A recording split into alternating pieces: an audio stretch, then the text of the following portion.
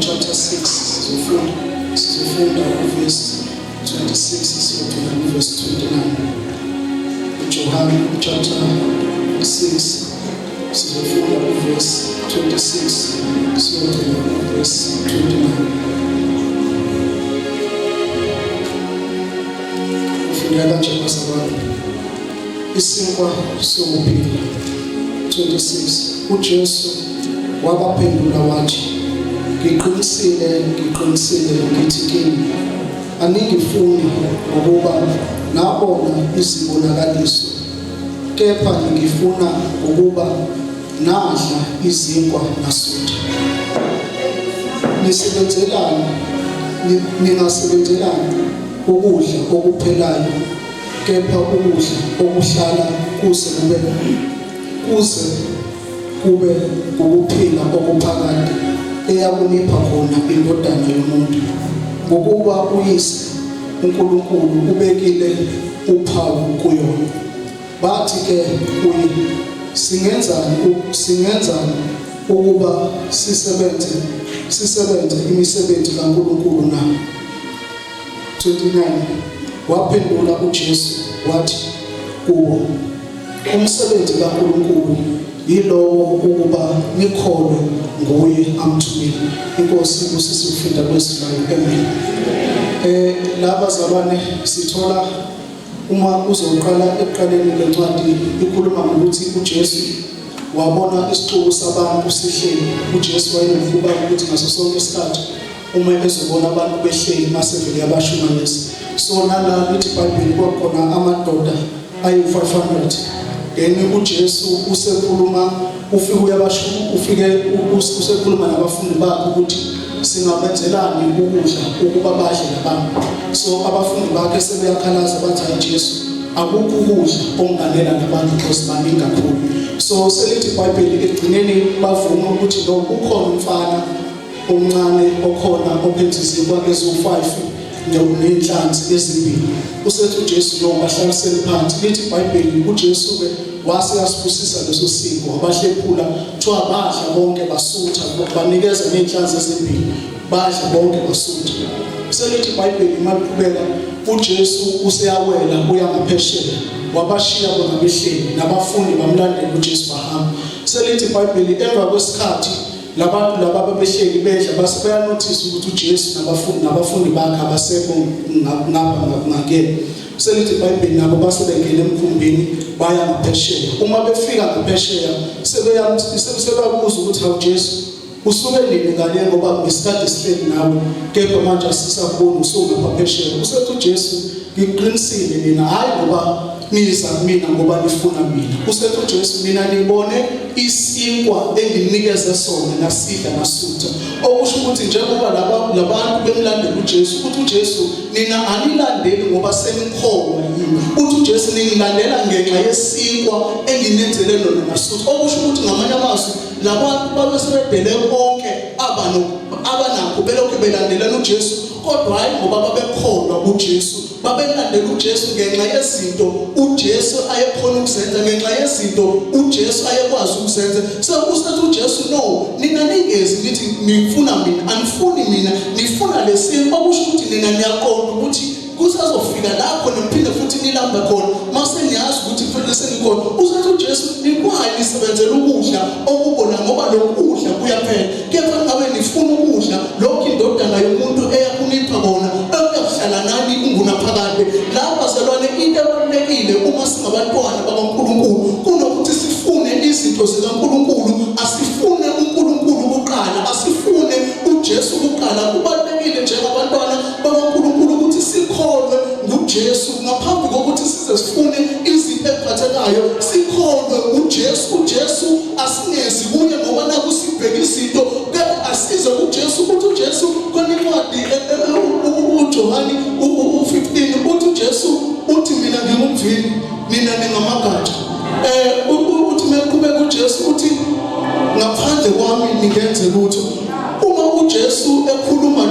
amazwi wayeveza ubudlelwane okwakufanele kube khona between abafundi bakhe naye uJesu. Angazi ngiyekigabangele wangisibuka lesitolo ukuthi uJesu ngazi ukuthi wake wabona isihlahla esasinamagatsha athelile namaqabunga ahlaza. uJesu wasibuka lesihlahla sisihle, emva kwesikhathi wasibona lesigatsha seliwile phansi. Uma leli gatsha seliwile phansi, uJesu useyibuza ukuthi yini into esayenza ukuthi leli gatsha uma seliphansi seliyaqala amaqabunga la siyabona, seliyaqala ithelo zalo seziyabona. Uma uJesu lokho esinaka ngaso sonke lesikhathi uyabona ukuthi no, into eseyenza ukuthi lesihlahla simole noma leli gatsha limole ingenxa ukuthi alisahleli kumvili. Uma singabantwana kaNkulunkulu noma uNkulunkulu angasibusisa ngezinto, uma sizosuka kuNkulunkulu simkhonze uNkulunkulu, izinto uNkulunkulu ayisibusisa zona ziyophela, izinto uNkulunkulu ayisinikeza zona ziyobona, ngenxa yokuthi uma uNkulunkulu ekunikeze into, uNkulunkulu kuphela oyokwazi ukuyisustain leyo nto. Ezinye zezinto singabantwana kaNkulunkulu zisilahlekela ngenxa yokuthi uNkulunkulu esekubusisile uyasuka kwindawo uNkulunkulu esekubusisa kuyo, kanti uNkulunkulu kuphela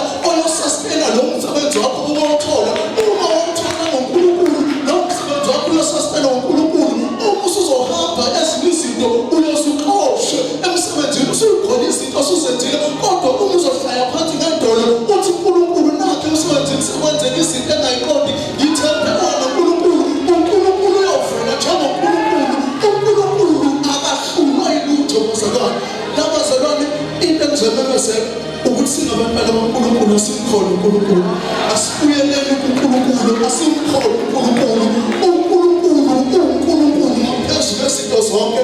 Lithi iBhayibheli uma umfundi incwadi yakhe lesisi kuthiwa uma uNkulunkulu engakudali lutho kuthiwa konke kwakumnyama. Uma bazalwane uNkulunkulu owadala konke adala ngezwi lakhe, yini into engahlula uNkulunkulu? Uma usuyakela usiyocela aphinde uNkulunkulu akwenzele. Uma izinto zenziwa uNkulunkulu asibuyelele kuNkulunkulu sinokumkholwa. Lithi iBhayibheli umfundi incwadi yabaHebheru likhuluma ukuthi ngaphandle kokukholwa angeke wamthokozisa uNkulunkulu. Uma nje uNkulunkulu ebuka abantwana bakhe, noma ngathi uhlabelela kanjani, noma ngathi ushumayela kanjani, into impress uNkulunkulu. Leyo umfunda mana ama translation esingisi athi if you want to move God you must have faith. Into move uNkulunkulu, into ethokozisa uNkulunkulu ukholo. Noma ngathi uyakhala khala usokholweni, noma ngathi uyajabula jabula usokholweni. Ukholo asisuki kulona, ukholo siyaphila kulona. Ukholo it's our identity.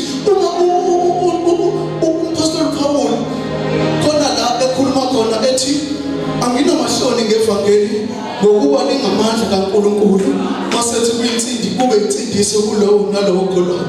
Usethi mayiqhubeka ithi ngokuba isuke ekholweni iye ekholweni. Bazalwane, uma singabantwana bakaNkulunkulu ayikho into yosebenzela ngaphandle kokukholwa. Uma sizokuyeka ukukholwa, ukukholwa bazalwane isandla sekwamoya. Abantu engimlalela bake basho njalo bathi isandla sekwamoya sokwamukela izinto uNkulunkulu akunikeze zona. Uma uya kuNkulunkulu njengoba lithi iBhayibheli amaHebheru, ngaphandle kokukholwa awunakumthokozisa uNkulunkulu. Mase lithi ngokuba abeza kuye bamelwe ukukholwa. Okusho ukuthi even noma uthandaza, awuthandazi ngoba nakho kuyathandaza, uthandaza ngoba nakho uyakholwa.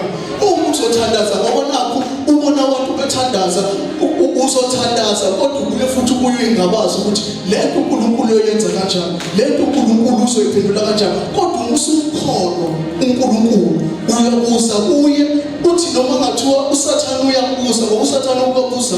Uma uSathane ukubuza mase uyamphuzisa ukuthi uNkulunkulu akasiyi umuntu ukuba qamba akasiyi indodana yomuntu ukuba zisole. Lokho uNkulunkulu akukhulumile unamandla ukukwenza. Bazalwane, kuko konke engifisa ukuthi siyibandla leNkulunkulu asikholwe uNkulunkulu, asikholwe uJesu. Uma uJesu ewela nabafundi bakhe ukhuluma indaba yokuthi asifeleni sengaphesheya, lithi abafundi bakhe bangena emkhumbini and noJesu ngokubuka kwabo bengena, uJesu wayetshela ukuthi ayisho ukuthi bayibambile lento ukuthi our final destination iphesheya lethu.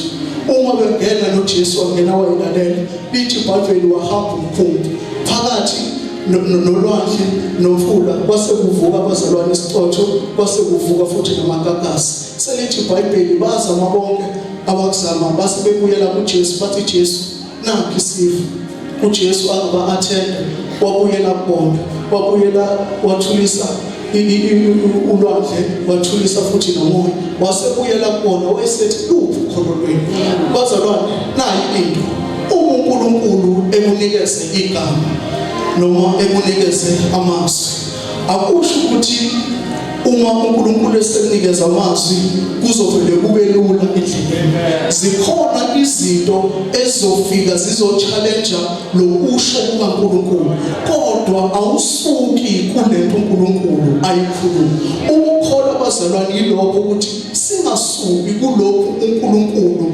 akukhuluma kithi zikhona izinto uNkulunkulu uyazi kade ngifunda i-Old Testament one of izinto engiyidiscoverile nge-Old Testament uNkulunkulu bazalwane simkhonzayo uNkulunkulu wesivumelwano uma nje ufuna ukuhamba la ekholweni azi ukuthi lo uNkulunkulu omkhonzayo uNkulunkulu wesivumelwano uNkulunkulu uzokunikeza isethembiso masethi mina ngizokwenzela ukuthi nawe uzokwenza ukuthi akusho ukuthi uNkulunkulu esethenge kakushiye kakudede azikho izinto ezingeke zivele engazuthi uNkulunkulu akasekho wena ima kuleso sithembiso ukuthi kuyaba wathi angeke wakushiya angeke wakudela uma bazalwane singabuka uNkulunkulu njengoNkulunkulu wesithembiso uNkulunkulu wesivumelwano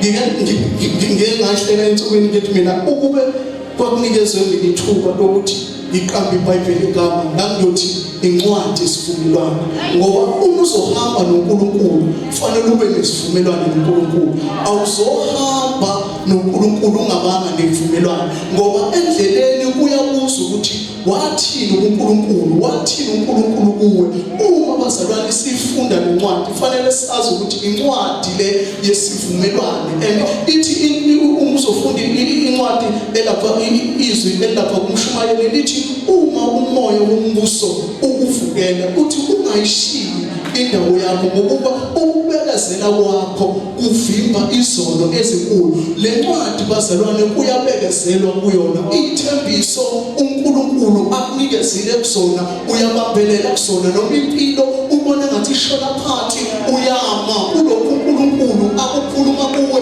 noma ubona impilo ngathi ishona phezulu uyama kulokho uNkulunkulu uma unendawo okhosela kuyona uNkulunkulu umtshela ukuthi wena wathi baba uma abonke abantu bekhuleka egameni lenkosi wathi baba bayosindiswa uNkulunkulu bazalwane uma usuyifundile le ncwadi ubuyela naye uyena nesivumelwano ukuthi wena baba savumelana sathi uma ngikhuleka kuwe wathi uyaphilisa bazalwane yabona iBhayibheli uma sifunda asingafundeli ukudlula nokwazi amavesi isivumelwano lesi ubuyela kusona naso uNkulunkulu uma izinto usuyibona ishona phansi iba nevesi okuyela nayo uNkulunkulu ukuthi wathi baba angeke wakushiya angeke wakudela nasi izinto zingalungi akukho la khona sivumelana khona ukuthi angeke kulunge lutho wathi ukuba nami uNkulunkulu ukhuluma ngento okuyela kena ngoba uNkulunkulu wesivumelwano uNkulunkulu uma esivumelwaneni uma ufuna ukubamba uNkulunkulu ufuna ukubamba lemntwana ngakhona azi ukuthi uNkulunkulu wayatheni uwe mazi uNkulunkulu ukuthi isikhathi sakho obhekana naso wathini uyela kena uNkulunkulu umtshela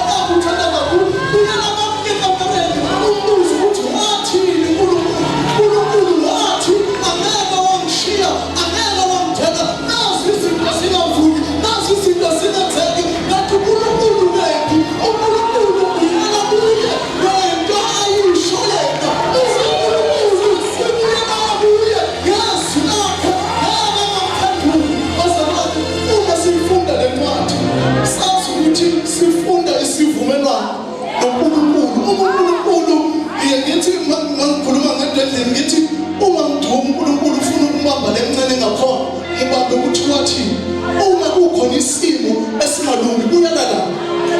iBhayibheli alikho into isimo esingakhulumi ngaso. Buyela la ukuthi uNkulunkulu kuleso simo wathini ngawo. Ungawuthola umsebenzi mubuze uNkulunkulu ukuthi Baba wathi konke ngiyacela egameni likaJesu. Wathi noma